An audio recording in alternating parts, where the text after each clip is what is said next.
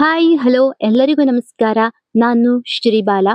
ಎಲ್ಲರೂ ಚೆನ್ನಾಗಿದ್ದೀರಿ ಅಂತ ಭಾವಿಸ್ಕೊಳ್ತಾ ಇದ್ದೀನಿ. ನನ್ನ ಪ್ರೀತಿಯ ಓದುಗರೆಲ್ಲರಿಗೂ ಕೂಡ ಈ ಒಂದು ಹೊಸ ಚಾನಲ್‌ಗೆ ಆತ್ಮೀಯವಾದಂತಹ ಸ್ವಾಗತ.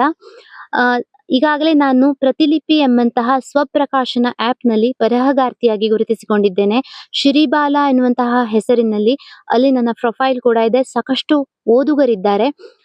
ಆ ಓದುಗರಲ್ಲಿ ಒಂದಷ್ಟು ಜನ ನಿಮ್ಮ ಕತೆಗಳನ್ನ ನಿಮ್ಮದೇ ಧ್ವನಿಯಲ್ಲಿ ಕೇಳಬೇಕು, ಅದನ್ನ ಆಡಿಯೋ ರೂಪದಲ್ಲಿ ನಮಗಾಗಿ ಪ್ರಸ್ತುತಪಡಿಸಿ ಎಂಬಂತಹದ್ದಾಗಿ ಕೇಳ್ಕೊಂಡಿದ್ರು. ಹಾಗಾಗಿ ನಾನ್ಯಾಕೆ ಯೂಟ್ಯೂಬ್ ಚಾನೆಲ್‌ನ ಪ್ರಾರಂಭ ಮಾಡಿ ಅಲ್ಲಿ ನನ್ನ ಕತೆಗಳನ್ನ ಹೇಳ್ಬಾರ್ದು ಎಂಬಂತಹ ಒಂದು ಆಲೋಚನೆಯಿಂದ ಈ ಹೊಸ ಚಾನೆಲ್‌ನ ಪ್ರಾರಂಭ ಮಾಡಿದ್ದೇನೆ. ಇಲ್ಲಿಯೂ ಕೂಡ ನನಗೆ ಪ್ರೀತಿ, ಪ್ರೋತ್ಸಾಹಗಳು ಸಿಗುತ್ತೆ ಎಂಬಂತಹ ನಿರೀಕ್ಷೆಯಲ್ಲಿದ್ದೇನೆ. ಪ್ರತಿಲಿಪಿಯಲ್ಲಿ ನನ್ನನ್ನ ಯಾವ ರೀತಿಯಾಗಿ ತಾವು ಪ್ರೋತ್ಸಾಹಿಸಿದ್ದೀರೋ ಇಲ್ಲೂ ಕೂಡ ಅದೇ ರೀತಿಯಾಗಿ ಸಬ್ಸ್ಕ್ರೈಬ್ ಆಗುವುದರ ಮುಖಾಂತರ ಹಾಗೂ ವಿಡಿಯೋಗಳಿಗೆ ಲೈಕ್ ಮತ್ತೆ ಕಾಮೆಂಟ್‌ಗಳನ್ನ ಮಾಡುವ ಮುಖಾಂತರ ಪ್ರೋತ್ಸಾಹಿಸ್ತೀರಿ. ನನ್ನ ಓದುಗರು ನನ್ನ ಜೊತೆಗೆ ನಿಲ್ತೀರಿ ಅನ್ನುವಂತಹ ಭರವಸೆಯಲ್ಲಿದ್ದೇನೆ.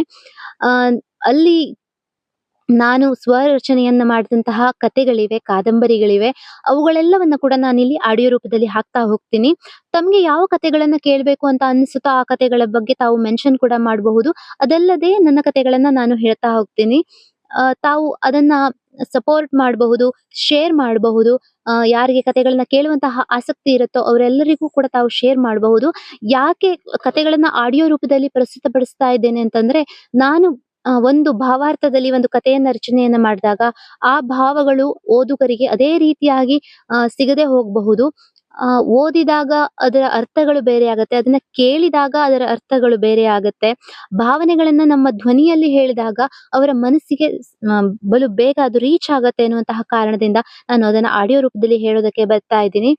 ಆ ಸಾಕಷ್ಟು ಕತೆಗಳಲ್ಲಿ ನಾವು ಬಳಸ್ತಕ್ಕಂತಹ ಸಂಭಾಷಣೆಗಳು ಅಥವಾ ಹೇಳ್ತಕ್ಕಂತಹ ಸನ್ನಿವೇಶಗಳೆಲ್ಲ ಕೆಲವೊಂದು ಸಂದರ್ಭದಲ್ಲಿ ಕೆಲವರಿಗೆ ಅದು ಅಷ್ಟಾಗಿ ಕನ್ವಿನ್ಸ್ ಅಂತ ಅನ್ಸೋದಿಲ್ಲ.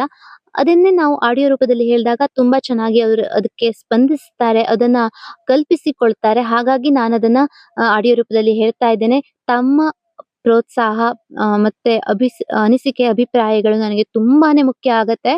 ಅಲ್ಲಿ ನನ್ನನ್ನು ಹೇಗೆ ಪ್ರೋತ್ಸಾಹಿಸಿದ್ದೀರೋ ಇಲ್ಲೂ ಅದೇ ರೀತಿಯಾಗಿ ಪ್ರೋತ್ಸಾಹಿಸ್ತೀರಿ ಅಂತ ಭಾವಿಸ್ಕೊಂಡಿದ್ದೇನೆ. ಅದೇ ರೀತಿಯಾಗಿ ಧ್ವನಿಯಲ್ಲಿ ಏನಾದ್ರೂ ವ್ಯತ್ಯಾಸವಾದ್ರೆ ಅಥವಾ ನಿಮ್ಗೆ ಯಾವ ರೀತಿಯಲ್ಲಿ ಆ ಕಥೆಗಳನ್ನ ಕೇಳಬೇಕು ಅಂತ ಅನಿಸುತ್ತೆ ಅದನ್ನ ನೀವು ಕಾಮೆಂಟ್ ಬಾಕ್ಸ್‌ನಲ್ಲಿ ಅಥವಾ ನನಗೆ ಪರ್ಸನಲ್ ಆಗಿ ಮೆಸೇಜ್ ಮಾಡಿ ಕೂಡ ಹೇಳ್ಬಹುದು ಅಂತ ಹೇಳ್ತಾ, welcome to my new channel Shribala stories.